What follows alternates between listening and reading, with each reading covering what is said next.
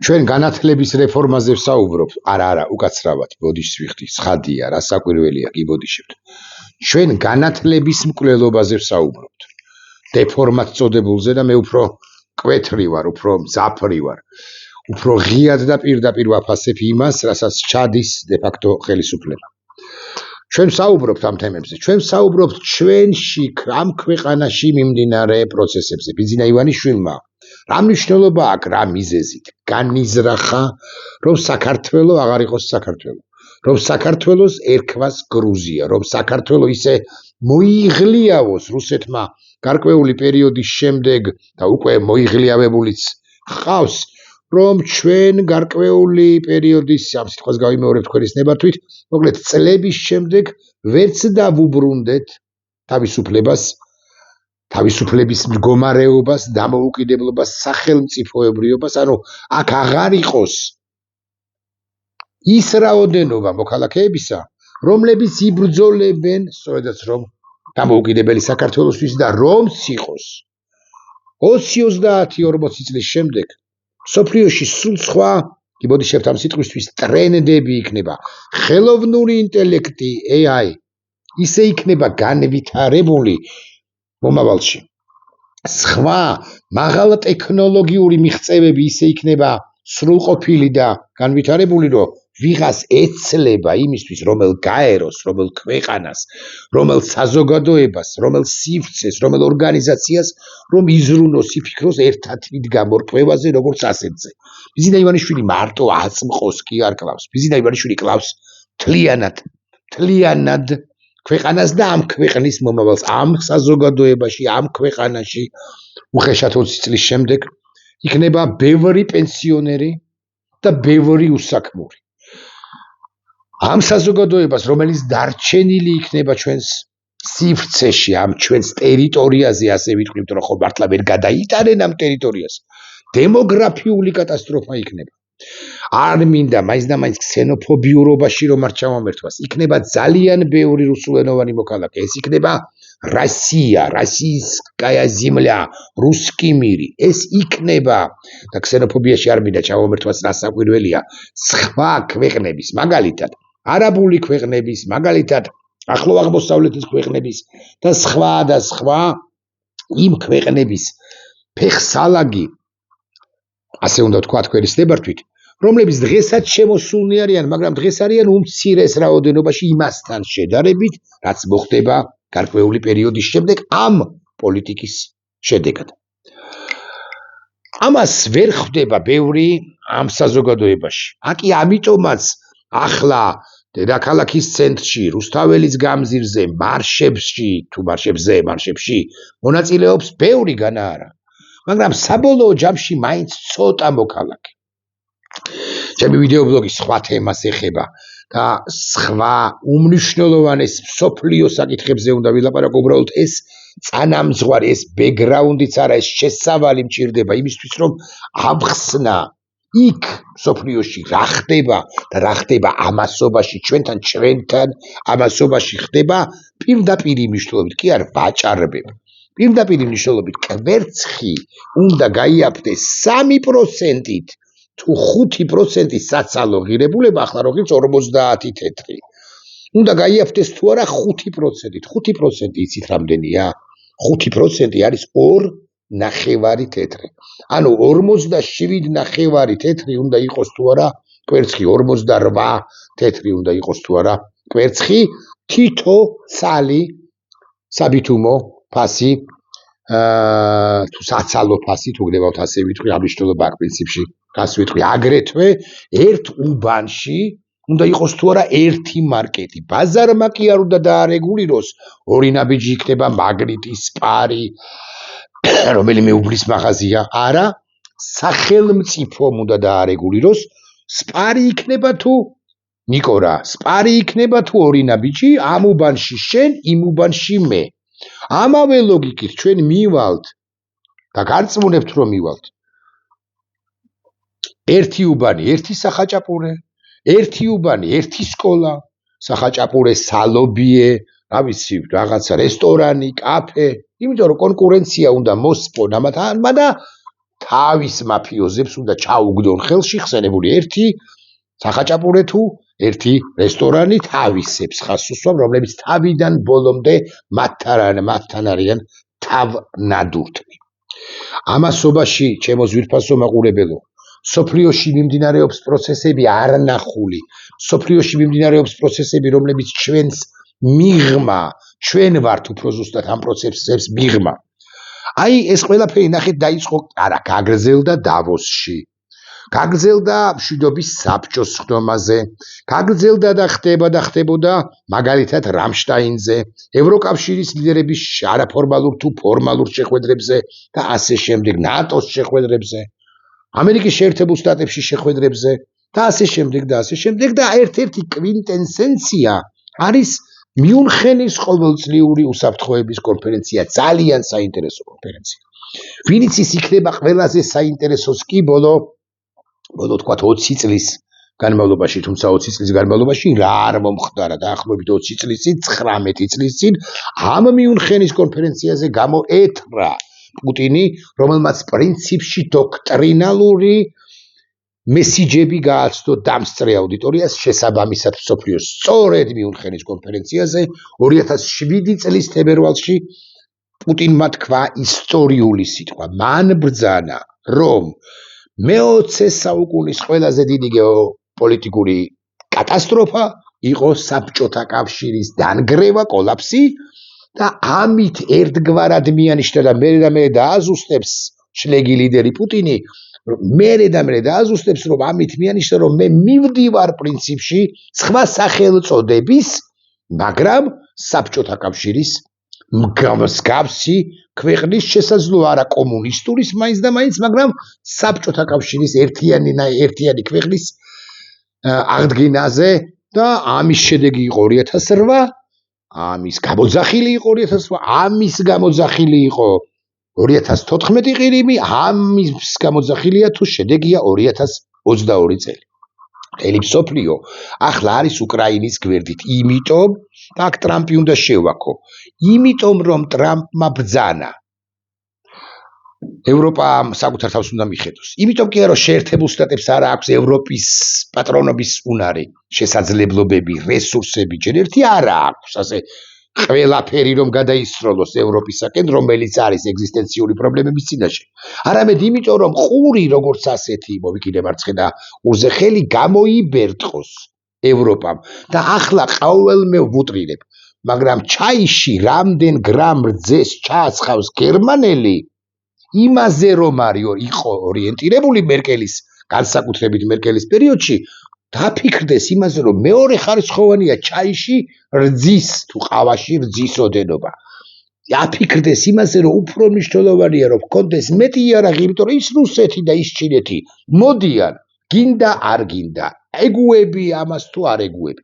ამიტომაც ევროპა გამოსწორების გზაზე ამეთქი. ეს მინდა თქვა.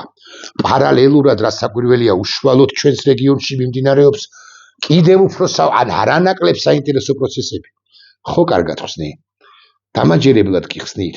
მე მინდა რომ მთელი ეს დრამატიზმი შეიგრძნოთ, იმიტომ რომ ჩვენ ვართ ორიენტირებული კვერცხებზე, ერთ უბანში, ერთ მაღაზიაზე, ერთ საფეხბურთო ჩემპიონატზე კი არა, ამასაც იკადრებენ. სამის გუნდი დატოვებენ, მაგალითად საფეხბურთო ჩემპიონატში და ეს სამივე გუნდი გააჯიბრონ მერე მოსკოვის CSKA-ს, მოსკოვის ტორპედოს და მოსკოვის დინამოს, მაგალითად და სპარტაკს. კიდევ უკეთეს შემთხვევაში, კი არა, ოპტიმალურ შემთხვევაში და კიდე არ ვიცი რაღაც სხვა, მაგრამ მინსკის დინამოს პირობითად ლაპარაკობ და ეს 8 გუნდიანი ჩემპიონატი ჩაატარონ, ხო? ამასაც იკადრებენ, ჩვენ ამგვარ პროვინციულ, ჭორვილურ თემებზე ვართ ორიენტირებული, როდესაც არათუ სხვაგან ნიდერლანდებში, არამედ აქ ერევანში, სომხეთში მიმდინარეობს უისტორიულესი პროცესები, ჩვენ ჩაციკლულნი ვართ კვერცხზე, ან ყველაზე კარგი ამ ხელისუფლებად წოდებული ბანდისთვის სასარგებლოდ ვიტყვი 6.6 მილიარდიან ინვესტიციაზე, რომელსაც Eagle Hills-ის ინვესტიცია ჰქვია და რომელიც გულისხმობს სახლების აშენებას კწალისა და გონიოში, სახლების აშენებას კწალისა და გონიოში, კიდევ ერთხელ ვიტყვი, სახლების აშენებას კწალისა და გონიოში აღარ ვლაპარაკობ იმას, რა პრობლემები ახლავს ეკოლოგიური თვალსაზრისით, რა პრობლემები ახლავს კლიმატის თვალსაზრისით, რა პრობლემები ახლავს ინვესტიციების თვალსაზრისით, რა პრობლემები ახლავს დემოგრაფიის თვალსაზრისით, რა პრობლემები ახლავს არქიტექტურის თვალსაზრისით და ასე შემდეგ, არაფერზე აღარ ბიოლოგიის თვალსაზრისით არ ვილაპარაკებ ამ თემებზე, ამაზე ვართ ჩაციკლულები, იმ უბნებში, წანისში იქნება ერთი მაღაზია, პირობითი სახელწოდებით სპარი. პირობითთან, არ ვიცი, ვასილ ჩიგოგიძის, რა ქვია იმის ვასილ ჩიგოგიძის, იმას მაგნიტი, ხო? იყო ან არის, ან იქნება თუ რა მნიშვნელობა აქვს, მოკლედ ბანდიტების, ასე ვიტყვი, მაღაზიები. სომხეთში პარალელურად ახეთ რა მოხდა. სომხეთის თავდაცვაში, კონკრეტულად საჰაერო დრონებში, შეერთებულმა შტატებმა 11 მილიონი დოლარი გადაიხადა. თქვა 11 მილიონიანი ინვესტიცია უნდა დავარქვა ამას. განებეთ რა 11 მილიონი მართლა კაცო 6.6 მილიარდიანი ინვესტიცია შემოაქვს იგულს და მე 11 მილიონზე გელაპარაკებით, მართლა ასე გგონიათ? სომხეთის ბირთვულ ენერგიაში, ესე უნდა ავხსნა, ენერგომატარებლებში თუ გდებავთ, ესე ვიტყვი. სომხეთის ენერგო დამოუკიდებლობაში. ამერიკის შეერთებული შტატები იხდის 5 მილიარდს. სომხეთში კეთდება NVIDIA-ს დიდი ფაბრიკა, ქარხანა. მაღალ ტექნოლოგიებში ჩაიდება თანხა. სომხეთი რამე მშენებლობაზე კი არ არის დამოკიდებული. 4 სართულიანი იქნება თუ იმ არქიტექტურისა თუ იმ დიზაინისა თუ 2 ოთახიანი იქნება ლოჯით თუ 3 ოთახიანი ლოჯის გარეშე. 2 სველი წერტილით თუ 1.5 ცალკე გარდერობით. სომხეთში მაღალ ტექნოლოგიებში იდება ინვესტიციები. NVIDIA-ს ინვესტიცია სომხეთში ნიშნავს, რომ ყველა სხვა კომპანია წამოვა ერევნისაკენ, წამოვა სომხეთისაკენ. NVIDIA არის ერთგვარი მაგალითი, ერთგვარი ორიენტირი სხვა კომპანიებისათვის. მიდის NVIDIA სადმე და კიდე ესეთი ბევრი კომპანიაა, მაგრამ NVIDIA ერთ-ერთია. შესაბამისად მიყვებიან მასზე პატარები, აი 300 მილიონიანი, 500 მილიონიანი ინვესტორები. მით უმეტეს რომ შეერთებული შტატების ვაის-პრეზიდენტი, ვიცე-პრეზიდენტი ეუბნება სომხეთს, რომ მე ჩვენ ამერიკა შენს გვერდით გავართ და არ დავუშვებთ, ეს არ უთქვამს ასე, მაგრამ არ დავუშვებთ, რომ ივნისის თვეში რუსეთმა მოახდინოს რევანში თქვენზე.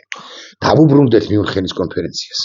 ეს ბანდიტები აპუაშვილი, ვიღა ტიპები, რო არ ჩაუვლიათ პოლიტიკასთან, ქვეყანასთან, სახელმწიფოსთან, თავისუფლებას.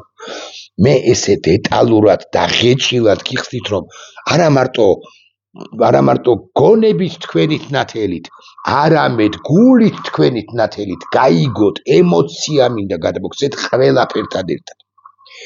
პაპუაშვილი ბანდიტის არქუა, დიმიტრის ამხელად ვიღა ტიპები რა, რომლებსაც არანაირი დამსახურება არ აქვს ქვეყნის წინაშე, რომ ითვლებოდნენ დეპუტატებად. იმიტომ არიან ისინი დეპუტატები, რომ ბიზინა ივანიშვილმა ვითარცა თოჯინები დასვა პარლამენტში 89 დასმულთა შორის არიან, დადებულთა შორის არიან. ეს ბანდიტები ხო კვერცხებზე ლაპარაკობენ და ასე შემდეგ. მაგრამ გარდა ამისა ლაპარაკობენ, რომ ევროპა ცუდი, აი პაპუაშვილი იღვიძებს, გაიზმორება სუდართ, მაგრამ ლიტერატურულად ჩათვალოთ, რომ ლიტერატურული ტექსტია. გულმკერდიდან ბანჯგოლებს ამოიგლეჯს რაღაცინებს დააკვირდება ტიპი და იწყებს შვედეთი როგორი სახელმწიფოა, ნორვეგია როგორი სახელმწიფოა, ესტონეთი როგორი სახელმწიფოა, გერმანია როგორი სახელმწიფოა, არ ვიცი, მთელი ევროკავშირი როგორია უნგრეთის გარდა და ასე შემდეგ, როგორი საზიზღრები არიან ისინი. ოღონდ ბანჯგვლს უყურებს პირდაპირ მნიშვნელობით. უტრირებ, რასაკვირველია, მართლა ბანჯგვლს ხო არ უყურებს ტიპი. მაგრამ ასე უნდა ავხსნა, რომ ტიპი ბანჯგვლს მიღმა არ იხედება. და კიდე ბიზინა ივანიშვილის პორტრეტი აქვს დესკტოპზე ტელეფონის. და ბიზინა ივანიშვილის ბანჯგვლებს უყურებს კიდე ალბათ. დავის თუ აქ ფოტო ის რუსებში როა ეს ოლიგარქი მეც მეცინება ხო და აი ესეთები არიან ტიპები და მსოფლიოში ამას ევროპას აგინებს ამასობაში ამერიკის შეერთებული შტატების ვიცე-პრეზიდენტი და სახელმწიფო მდივანი მარკო რუბიო რომელიც რასაკვირველია სიტყვასაც არ ძრავს პრეზიდენტ ტრამპის გარეშე პრეზიდენტ ტრამპთან შეთანხმების გარეშე გამოვიდა ამ უისტორიულეს მიუნხენის კონფერენციაზე ისტორიული სიტყვით და თქვა რომ ჩვენ ამერიკას ოკეან გაღმა ატლანტის ოკეანის გაღმა უხეშად ვაშინგტონს უახლოესი აღმოსავლეთ სანაპიროზე არსებული ქალაქები დავასახელოთ ნიუ-იორკს მაგალითად ხო ვაშინგტონს ალბათ უფრო თეთრ სახლს სენატს ზედა და ქვედა პალატებს ხო და ოკეან გამოღმა პორტუგალია ხო და პორტუგალიიდან ვიდრე ესტონეთამდე თუ ლატვიამდე ჩვენ ერთი ინტერესი გვაქვს ჩვენ შეიძლება ვიკამათოთ მაგრამ იცოდეთ რომ ჩვენ ვერ და ვერავითარ შემთხვევაში ვერ ვიქნებით განსხვავებული სივრცის ნაწილები და ჩვენი საერთო მომავალი უნდა შევქმნათ ჩვენ ერთად ამერიკას უყურებ ტრამპის ამერიკას უყურებენ ცოტა ეჭვის თვალით იმიტომ რომ ეს უშუალოდ ეს ტრამპი ფრიად არაორდინალური კაცია მძიმე კაცია ხაზგასმით ვამბობ ამას ხანდახანზე ხშირად ევროპელებისთვისაც კი არათუ ჩვენთვის ოდესღაც საბჭოთა კავშირის შემადგენლობაში მყოფი ერების წარმომადგენლებისთვის არამედ აი გერმანელებს ვინჩივის აი კიდევ უფრო იქით რო წავიდნენ ბელგიელებისთვის ხო ნიდერლანდებისთვის მათთვის მიუღებელ ღირებულებით საკითხებში განსხვავებულ პოზიციებს კი არა არასწორად საინტერპრეტაციო თუნდაც ასე ვიტყვი სიტყვებს წარმოთქვამს ხოლმე გაგაგიჟებს ხანდახან ტრამპი დაგდება გადატეხვა გინდა ყველაფრისა და გაწყვეტა გინდა ამერიკასთან ურთიერთობისა მაგრამ ისიც უნდა ვიცოდეთ რომ ტრამპი არ არის ამერიკის შეერთებული შტატების ძლიერი ლიდერია მაგრამ ერთადერთი მმართველი ტრამპს აკავებს ბევრი ინსტიტუცია დემოკრატია ბევრი სისტემა როგორც ასეთი ტრამპს აკავებენ შეიძლება თქვა ზუსტი სიტყვა არ არის აბალანსებენ თუ გნებავთ ასე ვიტყვი მისივე თანაგუნდელებს რასაც ამბობს რუბიო ერთ რასაც ამბობს ჯეიდი ვენსი მეორე შემთხვევაში აი სომხეთზე რაც თქვა გითხარით ხო ტრამპის სიტყვებია ეს და კიდევ ტრამპის სიტყვები როგორც ასეთი მისგან წარმოთქმული არასწორი მოსაზრებები გარკვეულ შემთხვევებში მაინც არსებითად განსხვავდება მისი პოლიტიკისაგან არ ვიცი რატომ აკეთებს ამას ასეთია არაორდინალური დასაგმობი დაგმეთ რამდენიც კიდათ მაგრამ ასეთია ყველაზე ძლევამოსილი ქვეყნის დღევანდელი ლიდერი 28 წლის ნოემბრამდე კი არა 29 წლის იანვრამდე ვინც იქნება ის ამიტომ ჩვენ თემსოფლიოს მათ შორის პრეზიდენტ ზელენსკი შეიძლება ის ყველაზე უფრო მეტად ბრაზდებოდა ტრამპის შეიძლება კი არა ნამდვილად ტრამპის ცალკეულ რეპლიკებზე ასე ვიტყვი მაგრამ ვალდებულება აქვს პრეზიდენტ ზელენსკის ქვეყნისა და ხალხის წინაშე რომ ეს ყველაფერი სწორი სიტყვა მოითბინოს დაუბრუნდეთ ისევ რუბიოს სიტყვას რუბიომ ძალიან ნათლად განსაზღვრა რომ ახალ ევროპა დავიწყოთ ასე ევროპა საკუთარ თავს ვნებდა რუბიომ ნათლად განსაზღვრა რომ ინსტიტუციები მსოფლიოში აღარ არსებობს ანუ ის წესრიგი არ არსებობს თუ გაერო მაგალითად მართლაც 1948 წელს პრინციპში მაინც სტალინის მიერ შექმნილი გაერთიანებული ერების ორგანიზაცია ჯერ როდის იყო ქმედუნარიანი და საბოლოო ჯამში არის თავყრილობა უსაქმურებისა უშიშროების საბჭოში რუსეთს როგორც დამფუძნებელს აქ ვეტოს უფლება სულ რო უთხრა რუსეთს რომ ორჯერ არის 2 არის 4 შეიძლება გითხრას რომ ორჯერ 2 4 არ არის იმიტომ რომ მე ვეტოს უფლება მაქვს ამიტომ გაეროც ძალიან დიდი ბოდიში ევროპის აპოლოგეტებთან ევროკავშირი როგორც სივრცე ნატო როგორც სივრცე უკვე ნატოს მე ადამიანი რომელიც ბოლო 25 წელი 20 წელიწადია მაინც 2026-ია 2006-დან არა მანამდელი 2002-დან მე ვაპარაკობ სხვებთან ერთად ცხადია ნატოში საქართველოს გაწევრიანების გარდაუვალ აუცილებლობაზე დღეს ნატო შემორღვეულია, არ არსებობს იმ სულის კვეთებისა და იმ ძლევამოსილებისა, რომლითაც ის როგორითაც თუ რომლის საფუძველზეც ის დაარსდა გასულ საუკუნეში და რასაკვირველია საორგანიზაციო ოღონდ რუბიო შეერთებული შტატების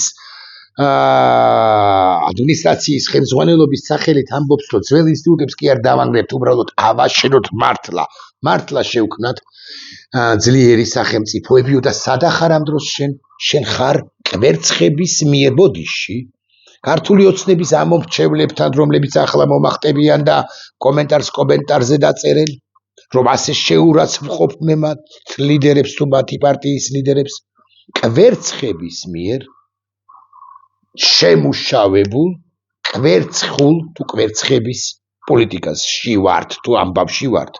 ერთი ქალაქი, ერთი უნივერსიტეტი, ერთი მარკეტი, ერთი უბანი, ერთი ფეხბურთელი, ერთი ქალაქი, ერთი პრემიერი, მარად და ყველგან ივანიშვილო მე ვარ შენთანა, მე ვარო შენი თანამდევი უკვდები სული ამას ამბობს კობახიძე ერთი ოლიგარქი,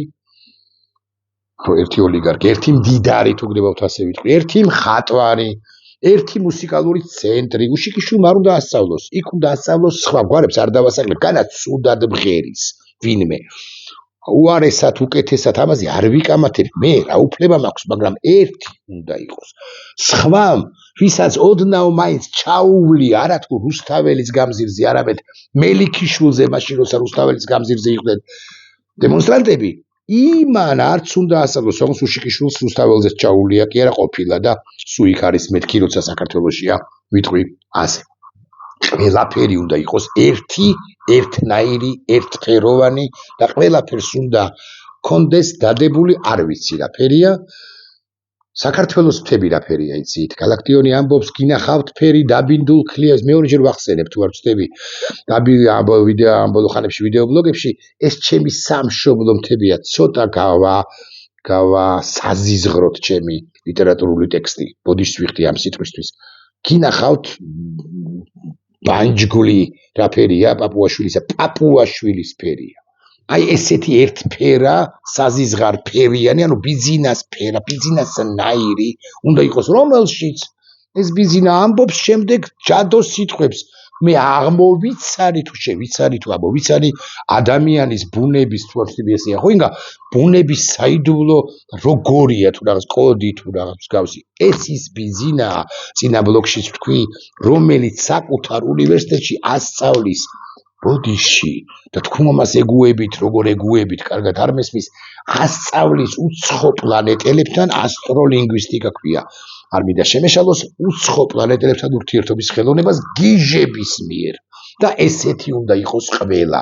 მან თუნდა იცოდნენ, როგორი ურთიერთობა ჰქონდეთ უცხო პლანეტელებთან ირმის ნახტომის მერვე, არ ვიცი 91, რა ვიცი, 97 პლანეტა. იდან ოდესმე რო ჩამოვლენ ისინი და ჭორბილაში, ვერ გავიგე. ხო, ნუ შამანობას რო ასწავლის, გარდახობს სიტყვებს, კარგია. მადლობა, შამანობა რომ აინტერესებს და შამანობას რო გვასწავლის და იქ რაღაცა ფიტრი რო უნდა გადაურიო, ვარდკაჭკაჭაში და ბერი დილიჩვიცაძე მიიღო და ეგერი ვიცით ყველამ და ასე შემდეგ. მე მაინც 24 წუთი კი მიიწურება ჩემი ვიდეობლოგისა, მაგრამ მაინც დაუბრუნდები ორ სიტყვას. აი, პირდაპირ მნიშვნელობით ეხლავე სწრაფად შევალ ერთ-ერთ ვებ გვერდზე და გეტყვით ორი სიტყვით რა თქვა, აი ბოლო ინფორმაციებს, აი უბრალოდ ჩამოვს სკროლავთ ქვერისნებართვით, ხო, აი მაგალითად ზელენსკი ფიქრობ მათ რუსებს უკრაინის ოკუპაციის გარდა სხვა მიზანი არც არასოდეს ჰქონიათ, ხო, დაისახა პუტინმა მიზნად, რომ მთელი უკრაინა გაანადგუროს, რომ მერე ჩემს მიეხსენებული საბჭოთა კავშირი იოლად აღადგინოს, ოღონდ საქართველო მიეტენება რუსეთის სივრცისაკენ. ეს არის პირველი წინააღმდება მისი მიერ წარმოთქმული იუნხერის კონფერენციის ფარგლებში, ხო, და ასე შემდეგ და ასე. ეს მხოლოდ მიწა არ არის, ანუ დონბასზე ლაპარაკობს, იქ 200,000 ადამიანია.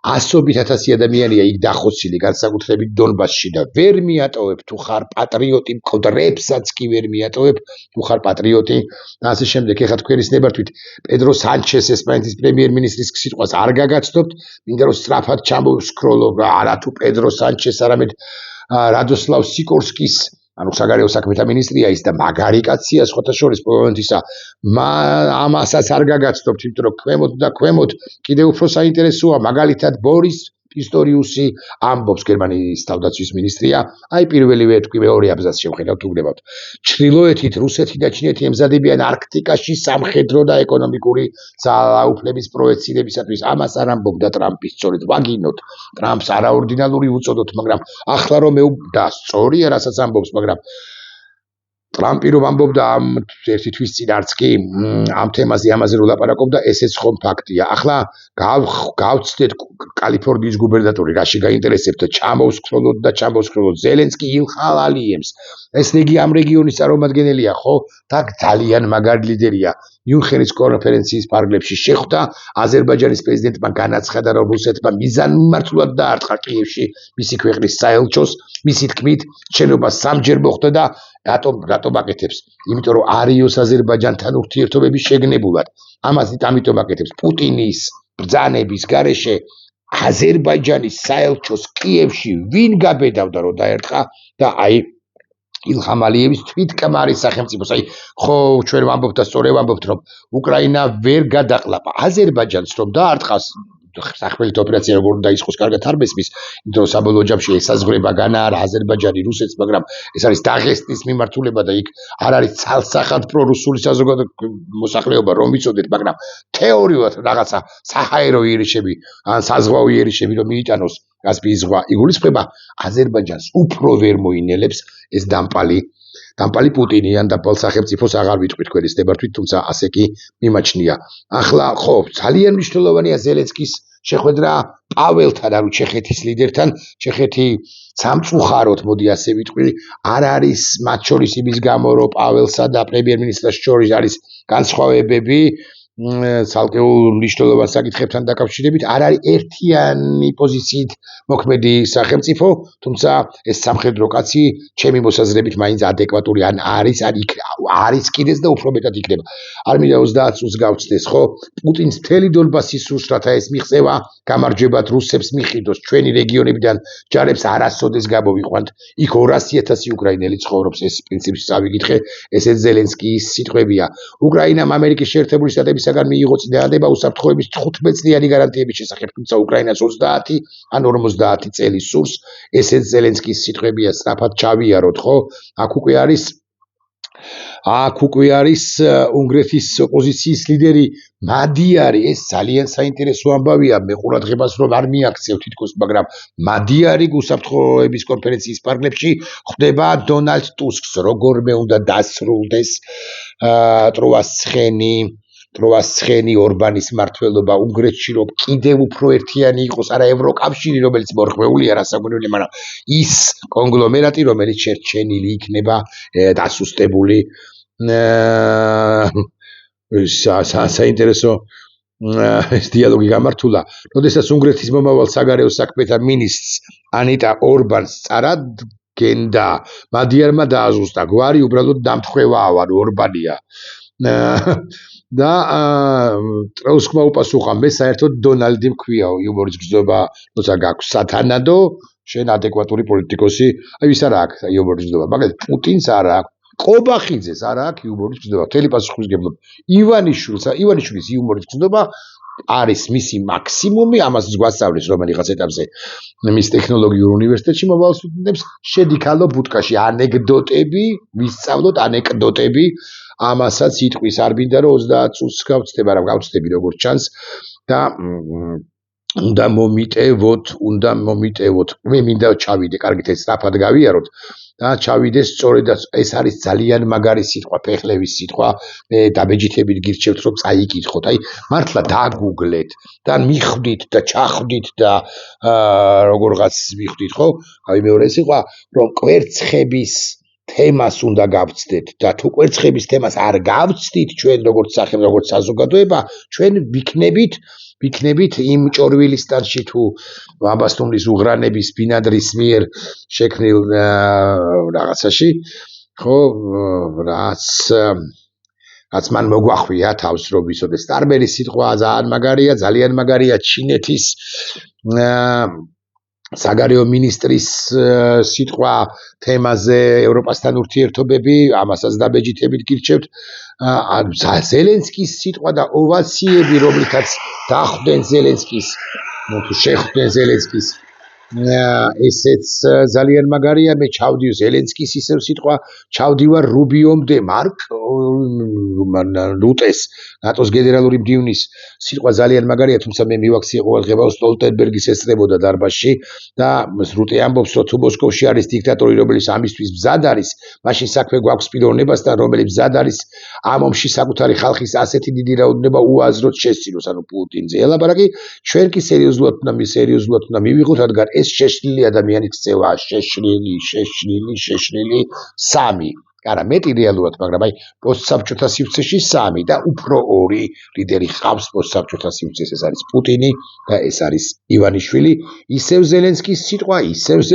სიტყვა და მარკო რუბიო ჩვენ არ ვიცით რამდენად სერიოზულად არიან რუსები განწყობილნი ომის დასასრულებლად უადეკვატურესი სიტყვაა ისინი ამბობენ რომ სურთ ომის დასრულება შეერთებული შტატები აპირებს გააგრძელოს რუსეთის ნავთობზე სანქციების დაწესება რუბიო ჩინეთზე ნაკლებად საინტერესოა რუბიო ყალიბდება ოდიში ამას მივაქციოთ ყოველდღიურად პუტინის ოცნება რომელიც გულისხმობს შეერთებული შტატებისა და ევროპის ტრანსატლანტიკური ერთობის ჩამოშლას და ერთმანეთში გაუცხოების შეტანას ამერიკის შეერთებული შტატების სახელმწიფო მდივანმა რამდენიმე საათის წინ მიუნხენის კონფერენციის დროს თავის ისტორიულ გამოსვლაში ჩამოამსხვრია და მართლაც ჩამოამსხვრია როდესაც ის ამბობს ჩვენ ერთად შეგვიძლია არა მხოლოდ დავიბრუნოთ კონტროლი ჩვენს ინდუსტრიებსა და მიზოდების ჯაჭვებზე ხო ეს შესაძლებელი არის ჩვენ არ გვჭირდება უარი თქვათ საერთაშორისო თანამშრომლობის იმ სისტემებზე რომლებიც თავადვე შევქმნით ანუ ნატოზე კი არ უნდა ვთქვათ მაინც და მაინც უარიო არამედ უნდა გავაძლიეროთო ჩვენ აღარ შეგვიძლია უფლება მივცეთ მათ ვინც აშკარად და ღიად ემუქრება ჩვენს მოქალაქეებს და საფრთხეს უქმნის გლობალურ სტაბილურობას ამოეფარონ საერთაშორისო სამართლის აბსტრაქციებს ჩვენ გთხოვთ თქვენ აქ ევროპაში შემოგვიერთდით ამ გზაზე აი სულისკვეთება და აი ბოლო სიტყვები და მე დღეს აქ ვარ იმისთვის რომ კაფიოდ განვაცხადო ამერიკა აყალიბებს გზას კეთილდღეობის ახალი საუკუნისაკენ და ჩვენ კიდევ ერთხელ გსურს ამის გაკეთება თქვენთან ჩვენს ძვირფას მოკავშირეებთან და უძველეს მეგობრებთან ერთად გუშინდელი დღე დასრულდა როგორც გიდათ ისე წაიკითხეთ თუმცა მე ჩემებურად ვკითხულობ ამ წინადადებას კარგი მომავალი გარდაუვალია და ჩვენი საერთო ბედისწერა გველოდება და ამასობაში კი ბოდიშებთ რა საკვირველია სულაც არ მინდა ლაპარაკი მაგრამ ამოიძრო პანჯგვლი და დახედა კვერცხს ქათმის კვერცხს შალვა პაპუაშვილმა ნახვამდის